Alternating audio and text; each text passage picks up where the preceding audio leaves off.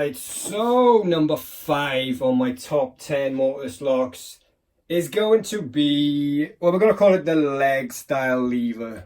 All right. Now, I think it was number 9 on my list. That was the old black leg with a removable hard plate. Very similar levers. They look very similar. But like I said, in that one, there is no anti-pick notches or false gates on the top. They are all on the bottom. But any other lock you see with these style levers in them, they're going to have them top and bottom, right? So the ones that you're going to find these in, they're going to be obviously the leg, more specifically the leg 5641, the leg 5761, then you get the sash lock 5642, I think it is, and then the 5762. I'll put all these makes and models in the description. You get a Henderson version with these levers in it. You get the Ingersoll M50. You get Asec locks with these in. You get the Yale M560 and the Yale M562. They've also got them in. There's a Gibbons lock that has these style levers in it. I might be missing a couple, but if I remember, I will put it in the description. All right. But yeah, we're going to call it the leggy because, you know, they're the ones who have the most of these types of levers in them, right? Now, it's number 5 on my list because they're easy locks to pick once you understand how they pick. But if you have never done one before, they are very, very difficult locks to actually understand on what's needed, right? So first of all, you need to know the binding order. You need to be able to work out a binding order because you will have to follow one specifically with these.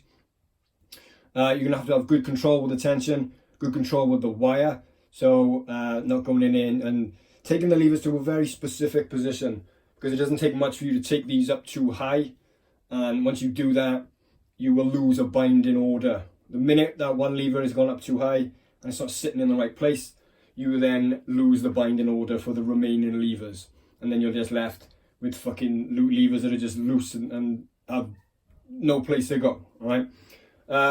You need to be able to distinguish when you take this into anti-pick. You then have to understand which ones are an anti-pick by feeling them. You then have to work out how to jump them out of anti-pick. You may then possibly drop levers while you do that.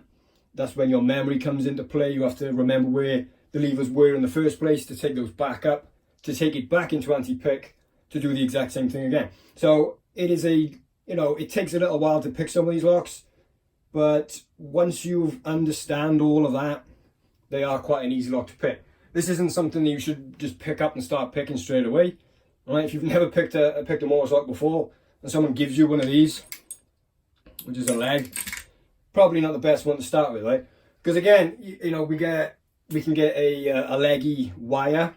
Right, but me personally, I've got 3 leggy wires and they're all different lengths, right? Because when you look at the heights, so that the lever 1 heights for these, so the highest bitting on the key, right?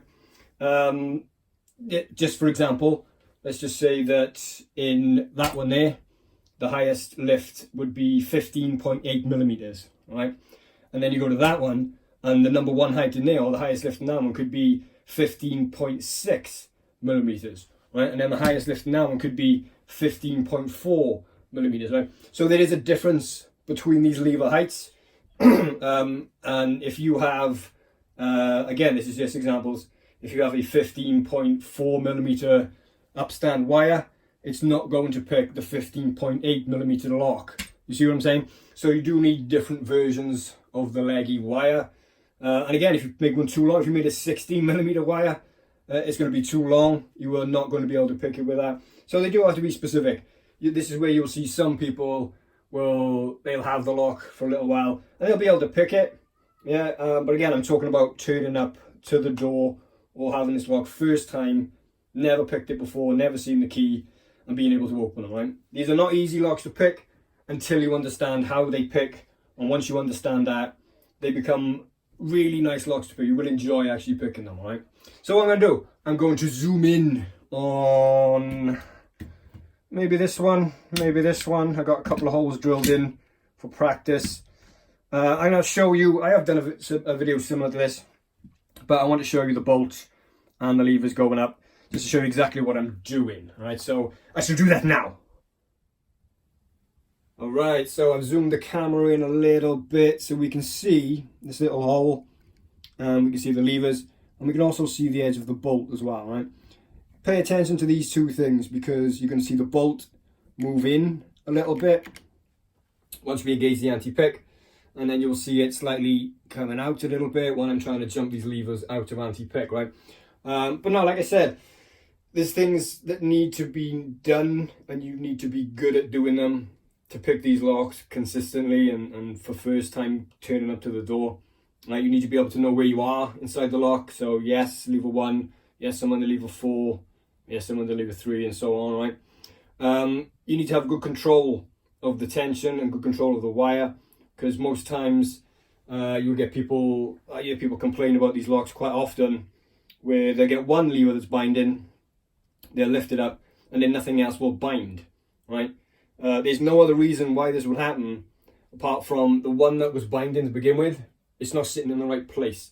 Because if that is up too high or it's too low or whatever, if it's not sitting in exactly where it needs to be, you then do not have a binding order to follow on from, because nothing else is going to bind until that specific lever is in the correct place, and it will allow the others then to follow on with a binding order, right? So, but yeah, we're going to need to know where we are inside the lock.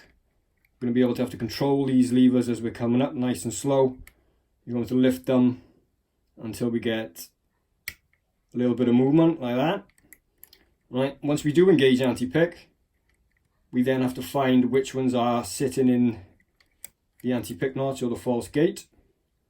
We then have to jump them out, and when doing that, you are more than likely going to drop some of the other ones you've already set. This is where having a memory comes in. You need to remember where they were, take those back to the same positions. All right, you will then go back into anti-pick, more than likely, find another one that's binding, and again, when you try and jump that out, you may drop some more. All right, so again, you have to take those back to where they were, back into anti-pick, try and jump the next one out, and so on, right? So there's a process to it. You have to take your time. So what we're looking for now is the bolt by here, just to move in a little bit at some point, which it could be by here when I lift this first lever up. I can get under it. So I'm very close to the camera here.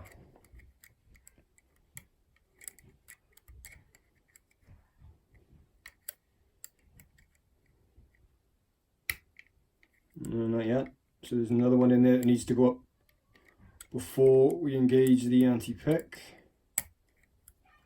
All we're doing is looking for one that is binding. Again, you've got to go nice and slow. Right, there it is there. Don't know if you've seen the bolt move in or not, but it did. Now I'm going to go and check for ones that are binding. Lever 3 is binding.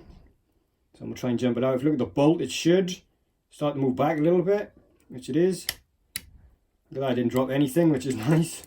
Normally you're going to drop a few, but I didn't. Let's go and look for another one.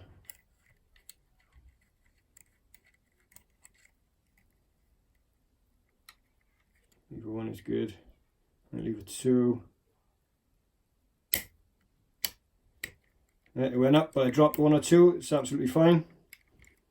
Again, just remember where they were. Take them back up to the same position, and then you are waiting for the bolt to go back in like it did there. Now lever 1 is stiff, so I'm going to lift lever 1, and you should see the bolt start to come out a tiny bit again. Number 1 is now in, and the bolt is also shot back in. There's another lever somewhere. Let's go and find it. Here it is.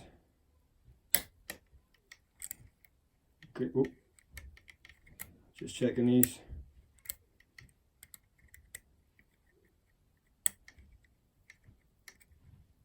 Okay, there it is there, another one. Bolt comes out, bolt goes in, and now the lock is open. So like I said, there's lots of different things that you need to do there to be able to open these locks. You see someone picking it, and you're like, oh yeah, he's just lifting it, same as all the other locks. These are completely different, right? They are easy locks to pick once you know how to pick them. But if you have never picked one before and you have no idea what's going on, this fucking thing will blow your mind, because there's so many things that need to go on with it, so many things that you need to do.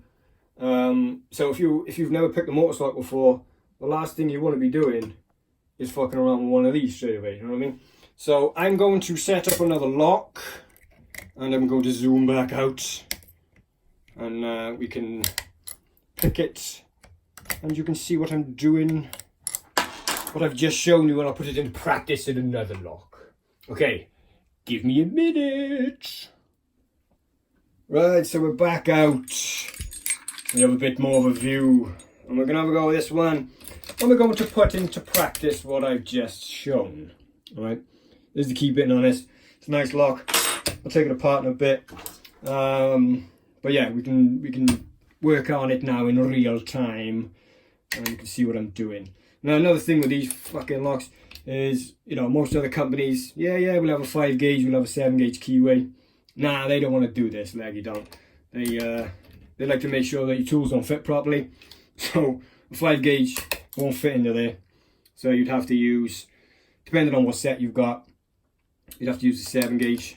But that takes away the stop collar on this, and then you have to go back to catching the back of the lock manually. And I know a lot of people don't like to do that. So yeah, there's another thing to look out for.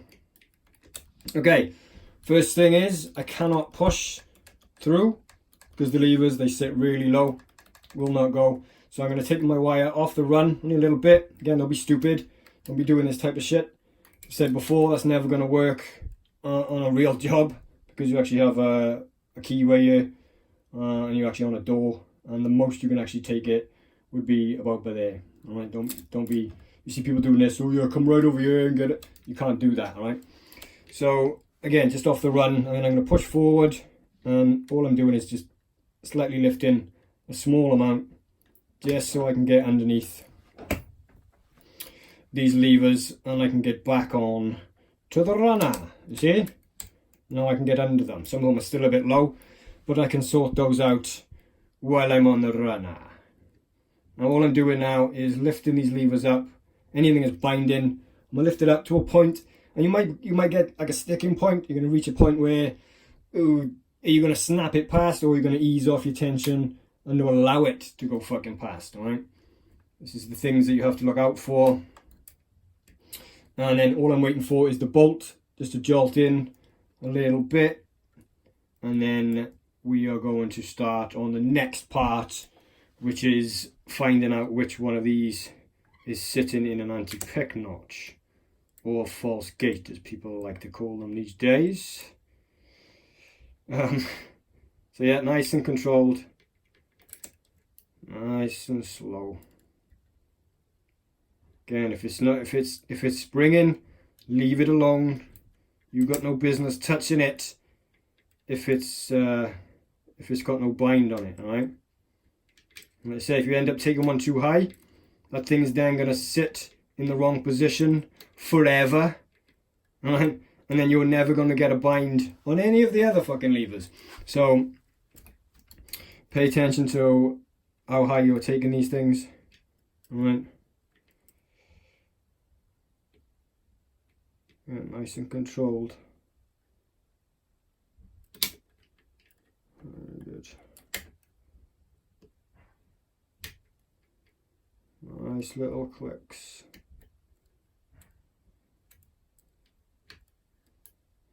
Once you, there we go, the bolt's just gone in. Once you get used to picking these, you will really enjoy doing it. So, right, 1. Okay, 2 is stiff. If we look at the bolt, you may be able to see it coming out a little bit. Right, so I haven't dropped anything, which is good, but I haven't gone back in, there we go, I haven't gone back in anti-pick. I just needed to give another one a little nudge. See the one that was stiff?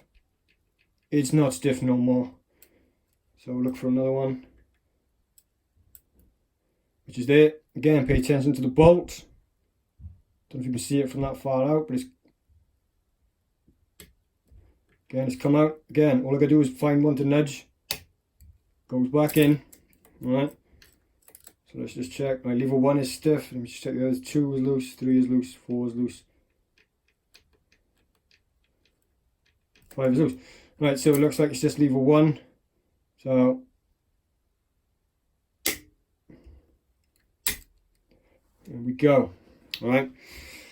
So you can see what I was doing there, right? It's taking them up, going into anti-pick, finding a binding lever, lifting them up, maybe dropping some, take those fuckers back to where they were, back into anti-pick, start the same thing again. You may end up dropping some, take them back up. It's not as easy as just lifting 5 levers up and this lock is open, right? This is why this is number 5 on this list, because they are decent locks.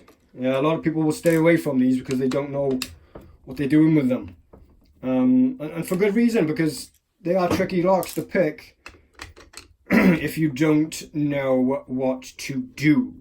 All right, so let's have a little look inside this. We can get this piece off. Yes, we can. All right, lever 1. Again, most of these are going to have spaces in them. Again, nice big lift, but again, anti-pick notch on the top. On the ones with the removable hard plates, you will never get that. But on all the others, I will list them down in the description. Yeah, of all the ones that are basically like this. But yeah, I said, they all pick the same way, but you do need slightly different wires for different leggy locks, because I said the highest lift, it's not the same in all of them. If it was, then you'd have one leggy decoder and it would open all the leggies. Right? It doesn't. You need different ones with different heights on them, different pin heights and stuff like that for the makeup keys. So yes, bear that in mind. Alright, let's get this second spacer out. And then lever 5. Which is by there. Alright, so yes, number 5 on the list. It's going to be the leggy style levers. Alright, okay, I'm out. Thank you very much. Bye bye bye. Bye.